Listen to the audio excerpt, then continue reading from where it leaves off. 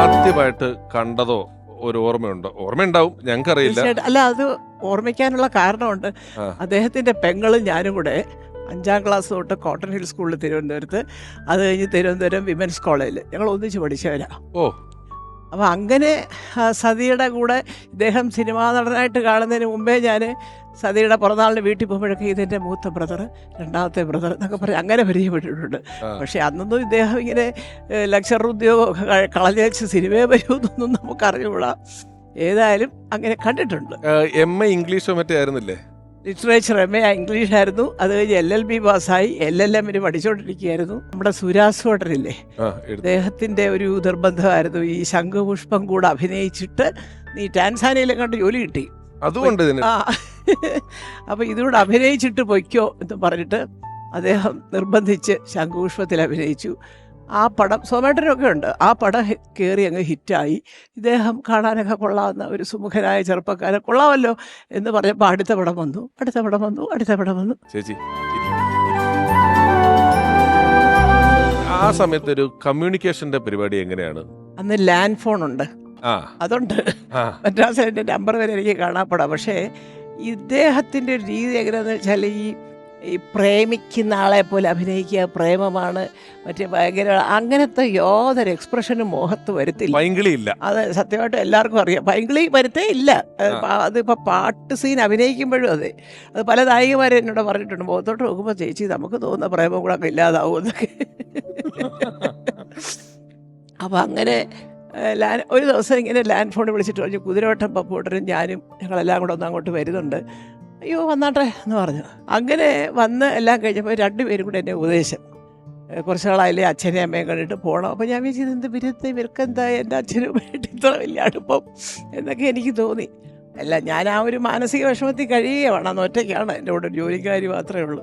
ഞാൻ സത്യമാണ്, എനിക്ക് കാണണം, അച്ഛനെയും അമ്മയും കാണണം. ആ, നിങ്ങൾ ശ്രീകുമാരൻ തമ്പി ചേട്ടൻ പടത്തിലുണ്ടോ എന്ന് ചോദിച്ചിട്ടുണ്ട്. ഞാൻ ഉണ്ട്. അപ്പോൾ ഏതോ ഒരു സ്വപ്നം മാളിക പണിയുന്നവർ 2 പടം തിരുവനന്തപുരത്ത് ഒന്നിച്ച്.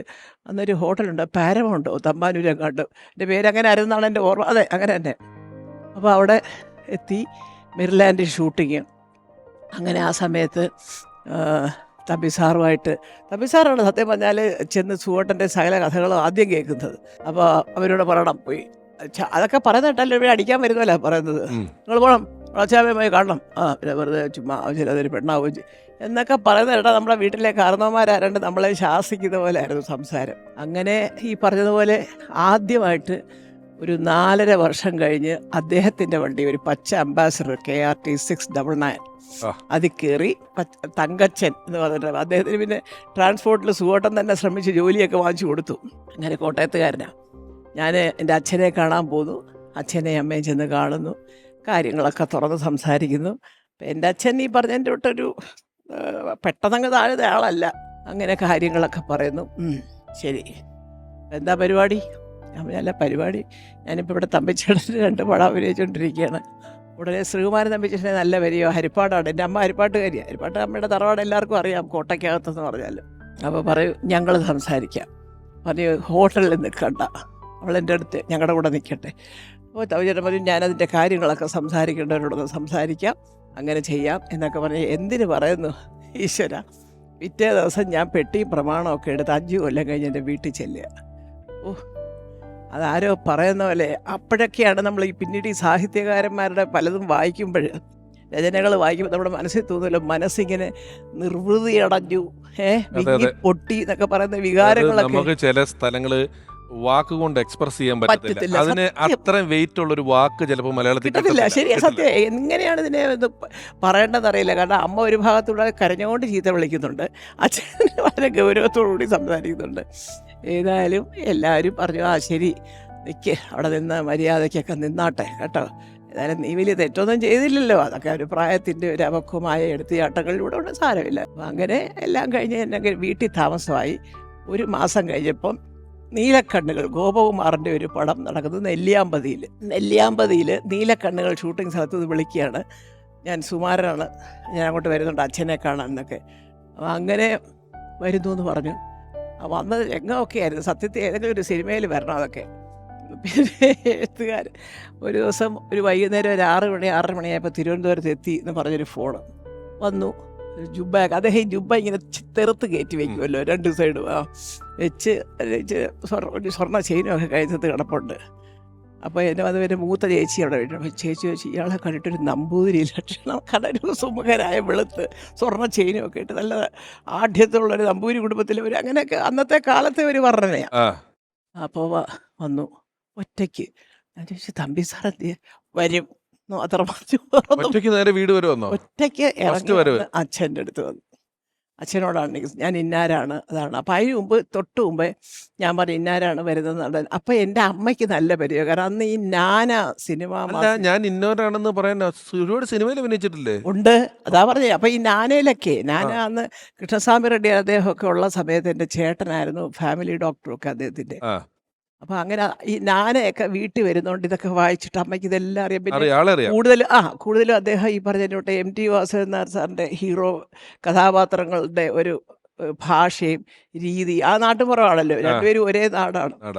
അപ്പം അതുകൊണ്ട് അതൊക്കെ നന്നായിട്ടറിയാം. ചേച്ചിക്ക് പിന്നെ കണ്ടപ്പോഴും അയ്യോ സുമാരോ എന്നൊക്കെ പറഞ്ഞിട്ട് വന്നപ്പോഴും ഇതിനാണ് വന്നതെന്ന് എൻ്റെ അച്ഛനെ അറിയില്ല. അദ്ദേഹം അതെനിക്കൊരു സൂചന ഉണ്ടായിരുന്നു, തീർച്ചയായിട്ടും ഉണ്ടായിരുന്നു. അറിയാം. ഏതായാലും ഞാനിങ്ങനെ നല്ല കുഞ്ഞായിട്ട് അവിടെ നിന്ന് അച്ഛൻ്റെ അടുത്ത് പറഞ്ഞു. വാസത്തിൽ ആദ്യം പറഞ്ഞ അച്ഛനെ എപ്പോഴും പറയാത് വളരെ മാന്യമായിട്ട് വന്നിട്ട് ഞാൻ അച്ഛൻ്റെ മകളോട് ഞാനാണ് നിർബന്ധിച്ച് അച്ഛനെ അമ്മയും വന്ന് കാണണം. ഈ കുട്ടിക്ക് ഈ കുറച്ചൊരു പൊട്ടൻഷ്യലൊക്കെ ഉള്ള ഒരു ബുദ്ധിയുള്ള ഒരു സ്ത്രീയാണ്, എന്തിനാണ് ഇവർ ഈ സിനിമയിലൊക്കെ വന്ന് കിടന്നിട്ട് അവിടെ ഇല്ല ഇവിടെ ഇല്ല എന്നൊക്കെ പറഞ്ഞു. അല്ല, സിനിമയൊക്കെ അത്യാവശ്യം ചെയ്തു, അവരില്ലെന്ന് പറയുന്നില്ല. പക്ഷേ അതല്ല അവർക്കൊരു പറ്റിയൊരു ജീവിതം എന്ന് പറയുന്നത് കുറച്ചുകൂടെയൊക്കെ നിങ്ങളുടെയൊക്കെ ഒരു സപ്പോർട്ടോട് ജീവിക്കുന്നതാണ് നല്ലത്. കാരണം എന്നൊക്കെ പറയും കുറേ കാര്യങ്ങൾ ഇങ്ങനെ സംസാരിക്കും. അച്ഛന് ക്ലാസ് എടുത്തു. അതെ, അപ്പം അച്ഛൻ എന്നെ വിളിപ്പിച്ചു, അല്ല ഇവിടെ വാ, എത്ര നാളായിട്ടറിയാം. ഞാൻ പറഞ്ഞു ഞങ്ങൾ കുറച്ച് സിനിമയിലൊക്കെ ഒന്നിച്ച് അഭിനയിച്ചു. അപ്പോൾ അദ്ദേഹത്തിൻ്റെ അച്ഛൻ്റെ കാര്യം പറഞ്ഞു, PMGയിലാണ്. എന്നിട്ട് അച്ഛൻ പറഞ്ഞു ശരി, ഞാൻ അതെൻ്റെ ചേട്ടൻ ന്യൂസിലൻഡിൽ ഹീമറ്റോളജിയുടെ സ്പെഷ്യലൈസേഷനൊക്കെ ആയിട്ട് എൻ്റെ മകനുമായിട്ടൊക്കെ ഒന്ന് സംസാരിക്കണം. ഇത് 1 മാസമല്ലേ ആയുള്ളൂ, ഇപ്പോൾ വീട്ടിലോട്ട് വന്നിട്ട് ഒന്ന് സംസാരിക്കാനുള്ളൊരു സമയം തരണം എന്ന് പറഞ്ഞു. ശരി അച്ഛാ, ഞാനിവിടെ ഉണ്ട്, 10 ദിവസം ഇവിടെ ഉണ്ട്, തിരുവനന്തപുരത്ത് ഷൂട്ടിങ്ങാണ്, പറഞ്ഞാൽ മതി. അന്ന് രാത്രി എൻ്റെ അച്ഛൻ ചേട്ടനുമായിട്ട് സംസാരിക്കുക. അപ്പോൾ ചേട്ടൻ ഇമ്മീഡിയറ്റായിട്ട് ചെയ്തത് കൃഷ്ണസ്വാമി റെഡ്ഡിയാരും ഒക്കെ ആയിട്ട് ചോദിച്ചു. ഞാൻ കേട്ടിട്ടുണ്ട്, എനിക്കറിയാം, ഞാൻ ഈ പറഞ്ഞ വിദ്യാഭ്യാസമുള്ള ഒരാളാണ്, കുറേ സിനിമകൾ കണ്ടു. അപ്പോൾ അവരൊക്കെ വിളിച്ചപ്പോൾ അന്ന് അയ്യോ ഞാൻ എപ്പോഴും പറയാം റെഡ്ഡിയാസാൻ്റെ മറുപടി 2 അടിക്കുമെന്നേ ഉള്ളൂ, നല്ല പയ്യനാന്ന്. അപ്പം ഞങ്ങളുടെ വീട്ടിൽ ഗാന്ധിയന്മാരുടെ ഈ അടി ഇല്ല. അയ്യോ, അപ്പോൾ അതൊക്കെ 2 കഴിക്കുന്നേ ഉള്ളൂ. പക്ഷെ അതൊന്നും നോക്കണ്ട, നല്ല ചെറുക്കനാ, നല്ല വിവരമുള്ളവരാണ്, വിദ്യാഭ്യാസമുള്ളവരാണ്, മലബാറിലെ വലിയ കുടുംബത്തിലെ ഒരു പയ്യനാണ് എന്നൊക്കെ പറഞ്ഞ് എല്ലാ കാര്യങ്ങളൊക്കെ പറഞ്ഞു. അപ്പോൾ ഇതൊക്കെ ചേട്ടൻ പറഞ്ഞു വെച്ചാൽ ആലോചിച്ചേട്ടെ, കാരണം വേറെ കുഴപ്പങ്ങളൊന്നുമില്ല പുള്ളി ചേട്ടന്, പിന്നെ അതൊന്നും പ്രശ്നമല്ലല്ലോ. ഇങ്ങനത്തെ കാര്യങ്ങൾ ഇപ്പോൾ 2 അടിക്കുന്നതൊക്കെ ഞാൻ വലിയ മഹാതെറ്റാന്നൊന്നും ചേട്ടൻ പറയത്തില്ല. അപ്പോൾ അങ്ങനെ എല്ലാ കാര്യങ്ങളും അന്വേഷിച്ചു. ശരി, വിളിച്ചു അച്ഛൻ. അപ്പോൾ സുഗതൻ്റെ അച്ഛൻ വന്നിട്ട് ആദ്യം പറഞ്ഞത് അമ്മേനെ ഈ കല്യാണത്തിന് കൂട്ടണ്ട കേട്ടോ, കാരണം അവൾ കഴിഞ്ഞ 4 വർഷമായിട്ട് കല്യാണം ആലോചിച്ചിട്ടേ ഇവനിങ്ങനെ കല്യാണം വേണ്ട എന്ന് പറഞ്ഞ് തട്ടിപ്പോയത്. ഇതിനാണ് അത് വെറുതെയാ. ഇത് ഞങ്ങൾ 4 വർഷം നമ്മുടെ തലയിലായി. അതെ, ഒരു വർഷമായിട്ട് എനിക്കറിയാവും. പക്ഷേ 3-3.5 അതായത് MA കഴിഞ്ഞ് ജോലിക്ക് കയറിയപ്പോൾ തൊട്ട് കല്യാണം ആലോചിക്കുക. പക്ഷേ ഒന്നും പിടികൊടുക്കില്ല, അത് വേണം ഇത് വേണം എന്നൊക്കെ. അവസാനമായപ്പോൾ തീരെയും പിടികൊടുക്കുന്നില്ല. മിക്കവാറും സുഭദ്ര നമ്മുടെ പേര്, സുഭദ്രയ്ക്ക് ഒരു പക്ഷേ തോന്നുന്നത് ഓഹോ ഇതിനായിരുന്നല്ലേ അവൻ ഈ തെന്നി പോയത് എന്ന് തോന്നുമായിരിക്കാം, സ്വാഭാവികം. അപ്പോൾ അതുകൊണ്ട് അത് അച്ഛൻ അല്ല അതൊക്കെ അവിടെ നിൽക്കട്ടെ, ബാക്കി കാര്യങ്ങൾ അങ്ങേക്ക് സമ്മതമാണോ, പിന്നെ ആങ്ങളമാരുണ്ട്. എന്തിനാ പറയുന്നത്, അത് കഴിഞ്ഞൊരു 1.5 മാസം കഴിഞ്ഞ് ഒരു ഒക്ടോബർ 17-ാം തീയതി രാവിലെ തുലാമാസം 1-ാം തീയതി ശരി എല്ലാവരും ഒന്നും വേണ്ട, നമുക്ക് നമ്മുടെ വീട്ടിൽ നിന്ന് കുറച്ച് പേര്, അതെനിക്ക് എൻ്റെ ചേട്ടന്മാർ വല്യച്ഛന്മാരോടൊക്കെ ഒന്ന് പറയണം, അവളുടെ അമ്മാവന്മാരുണ്ട് ഇവിടെ തിരുവനന്തപുരത്ത് 2 പേര്. അപ്പോൾ അച്ഛനും പറഞ്ഞു എനിക്കും അതെ, ഒരു 3-4 പേരേ ഉള്ളൂ പറയാനായിട്ട്. ഇതിപ്പോൾ അവർ പറഞ്ഞിരിക്കുന്നത് ഒരു ആഘോഷവും വേണ്ട, ചെറിയ എൻ്റെ ചേട്ടൻ്റെ വീട്ടിൽ വെച്ചിട്ട്. അന്ന് ചേട്ടൻ്റെ വഴുതക്കാട് വേറെ ഇപ്പം അത് കൊടുത്തു. സിനിമാ നടൻ സിനിമാടി കല്യാണം അയ്യോ ചെറിയ പരിപാടി, വിളക്ക് കത്തിച്ച് ഒരു പലകപ്പുറത്തുമുണ്ട് നേരിയൊക്കെ വിരിച്ച് ഇരുന്ന് താലി കെട്ടി കല്യാണം കഴിഞ്ഞാൽ ഏറ്റവും വലിയ കോമഡി എവിടെയാണെന്നറിയാം, ഒരു ചെറിയ ന്യൂസ് ഇൻഡസ്ട്രിയിൽ സുകുമാരൻ്റെ കല്യാണമാണോ മല്ലികയെ കിട്ടുന്നത് എന്നൊക്കെ ഒരു ന്യൂസ് ഇങ്ങനെ വരുന്നുണ്ട്. അന്ന് എൻ്റെ നീലാകാശം എന്ന് പറഞ്ഞ പടം ഷൂട്ടിംഗ് തുടങ്ങുക കൊല്ലത്ത്. അന്നൊരു നീല ഹോട്ടലുണ്ട് കൊല്ലത്ത്. S K Nair sir Malayattoor സാറൊക്കെ സ്ഥിരം അവിടെ. അപ്പോൾ അങ്ങനെ പുള്ളി രാവിലെ 7:40-നും 8:10-നും ഇടയ്ക്കാണ് മുഹൂർത്തം.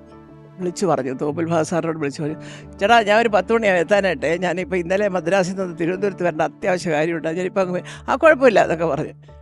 കല്യാണം കഴിഞ്ഞ ആൾ ചുമ്പ ഒരു കസവ് കൊണ്ട് ഒരു കൈലി, സാധാരണ ഷൂട്ടിങ്ങിന് പോകുന്ന സ്റ്റൈലിൽ ഒരു കൈലി എടുത്തെടുത്ത് ഒരു ഷർട്ടും ഒക്കെ എടുത്തിട്ട്, അപ്പോൾ ഇങ്ങനെ ഒരു 10 മണിയാവുന്നൊക്കെ പറഞ്ഞിട്ട് ഇദ്ദേഹം മോളിൽ നിന്ന് ഇറങ്ങി വരുന്നത് ഒരു കൈലി. അന്നൊരു പ്രത്യേക കൈലിയുണ്ട്, എനിക്ക് തോന്നുന്നു പിഷാരയ്ക്ക് അറിയായിരിക്കും, ഈ ഗൾഫിൽ കിട്ടും ഇങ്ങനെ പൂക്കളും നല്ല ഉടുത്താ നിൽക്കല്ലേ കിശി കിച്ചാന്ന് ഒരച്ച തീ പാറും അതുപോലത്തെ കൈലി.